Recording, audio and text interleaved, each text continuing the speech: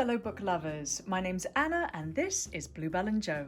I'm a mother who's passionate about children's books. My daughter also loves books when she's not disemboweling them. There's a seasonal theme to this video. Can you guess what it is? It's spring. It's nearly here in the Northern Hemisphere and I can feel my heart lifting already.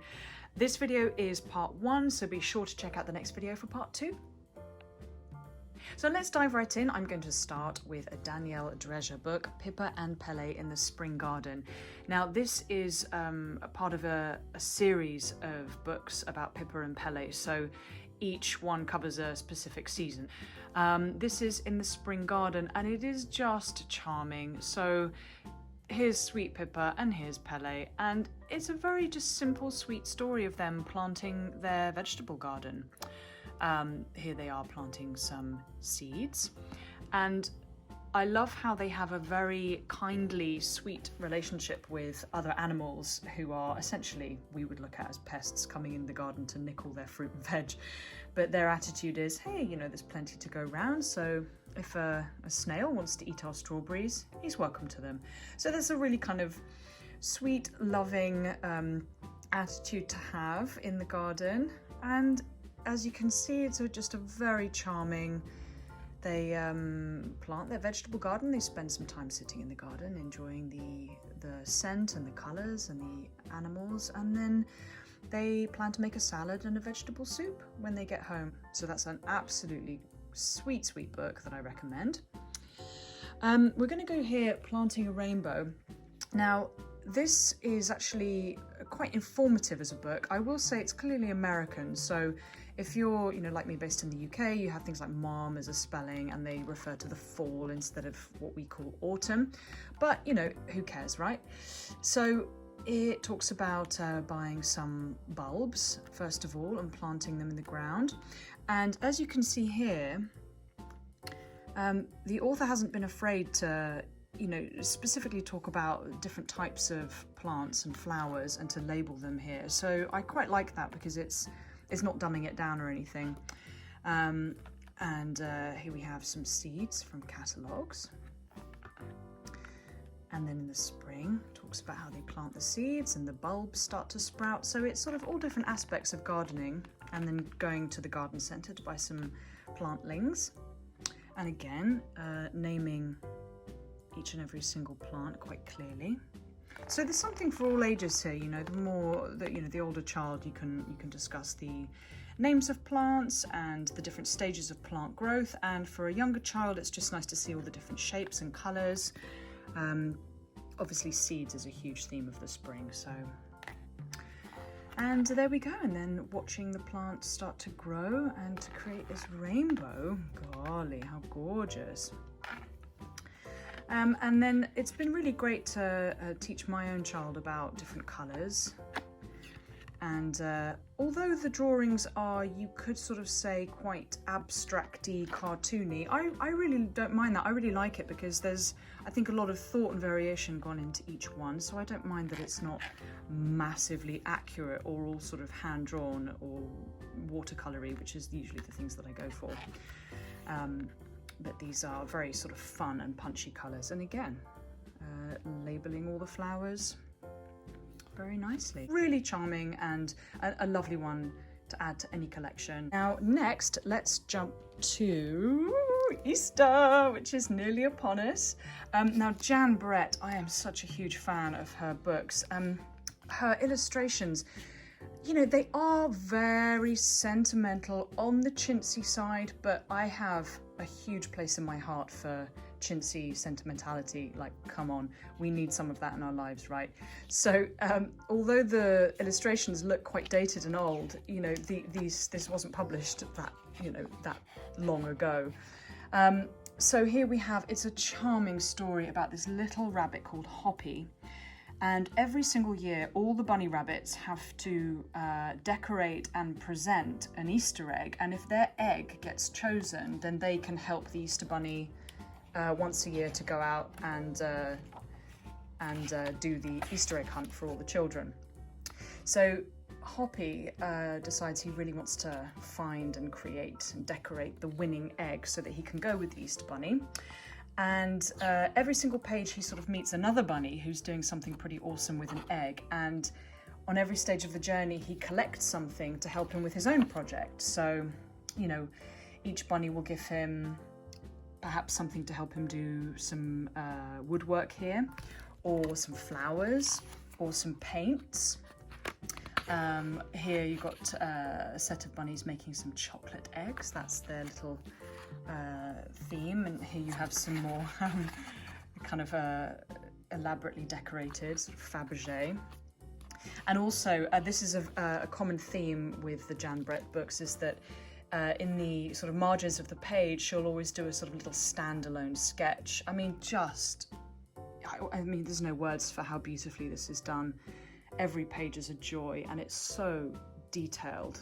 And yeah, I mean, I could just look at this for hours on end.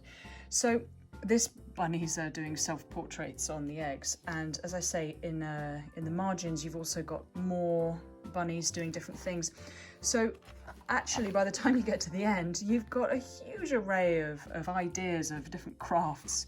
This one's sort of created a bit of a sort of, what do you call them, automaton, is it? Or anyway, sort of clacking toy. Anyway, you get the idea.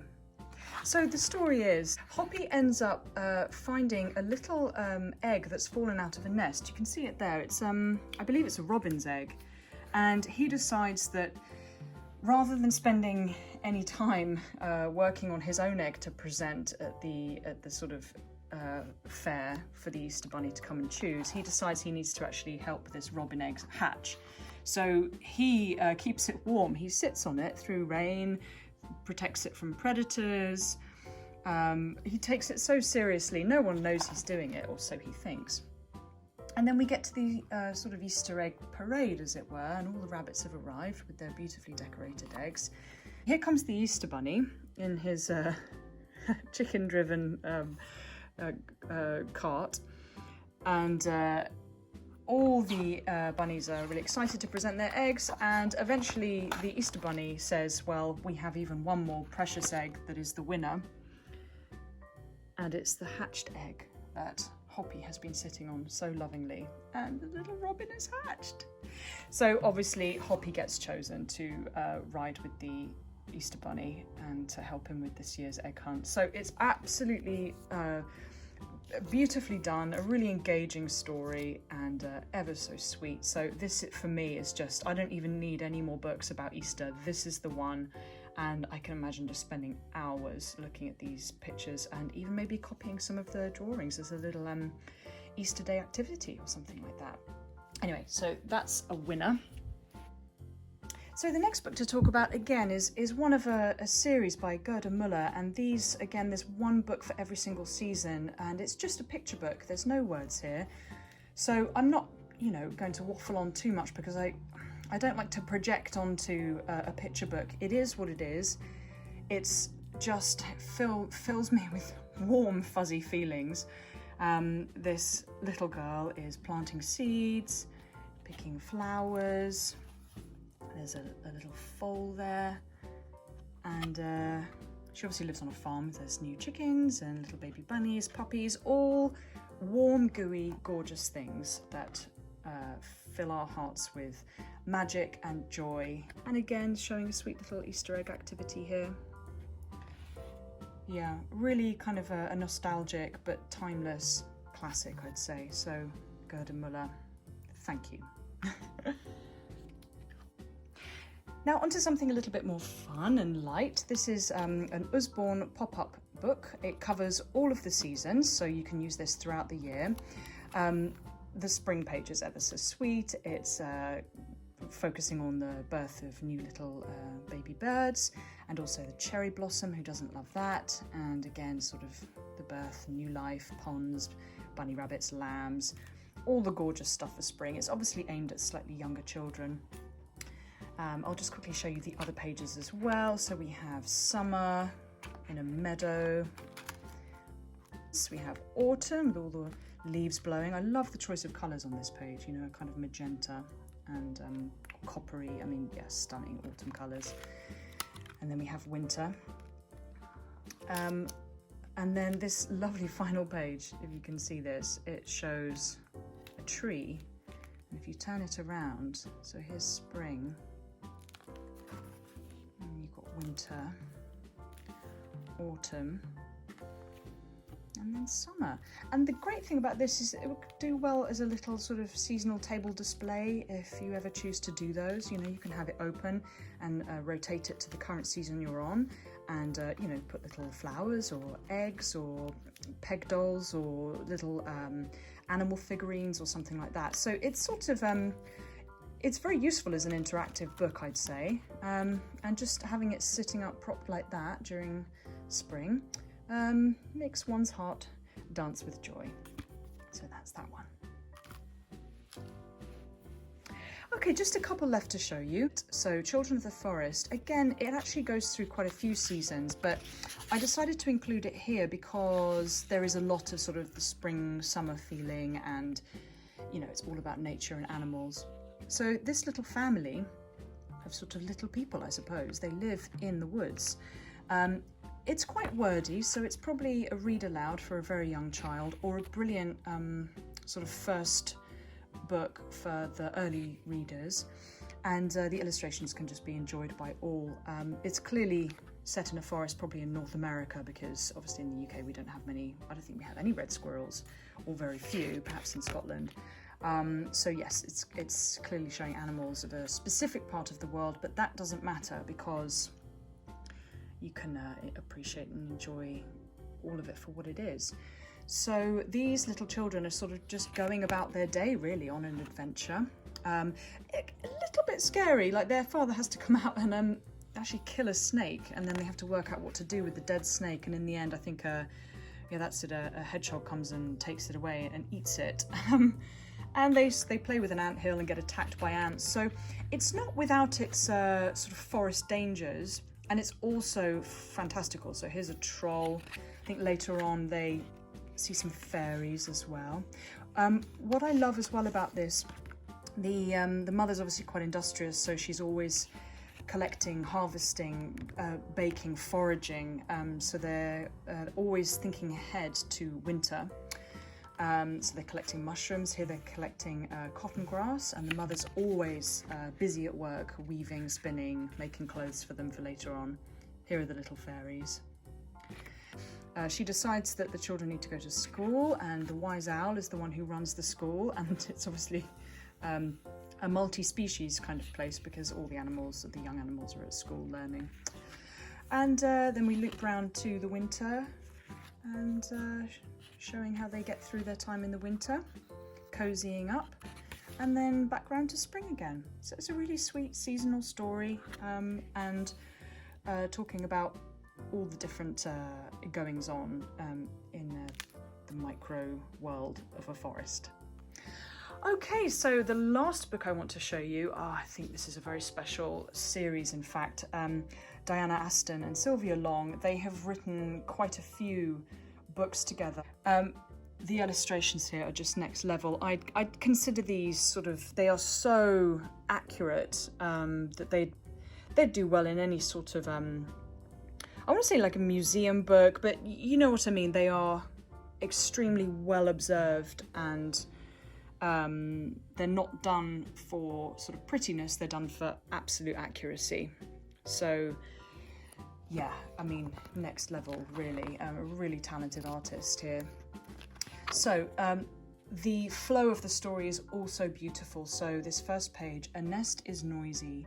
It is a nursery of chirp, chirping, and then some hummingbirds. Buzzing, honeybee. Squeaking, American alligator. Peeping, squirrel. And bubbling babies.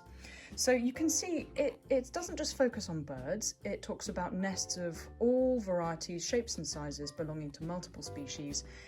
And so it goes on, it talks about, it's actually quite scientific and interesting. So one can choose just to read the larger text to a younger child, but an older child, you can really sort of get in there and even cross-reference with, you know, scientific books or picture books about animals. The hummingbird has the smallest nest apparently. So I've been learning a lot looking at this, and I'm going to be buying everything in their series because I just think they're stunning. That's it for this video. If you enjoyed it, give it a thumbs up and leave a comment. If you want to see more, hit that subscribe button. And if you want to purchase any of the books mentioned here, check out the list and the links below. I do receive a small commission for any items purchased, which really supports my channel and helps me bring you more content. So thank you and see you soon.